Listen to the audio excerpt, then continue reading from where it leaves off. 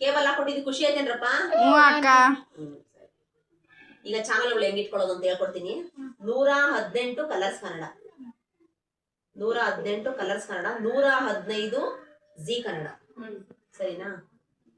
ಫಸ್ಟ್ನೇ ತಿಂಗಳು ಇದು ಎಲ್ಲ ಫುಲ್ ಪ್ಯಾಕೇಜ್ ಹಾಕಿರ್ತೀವಿ.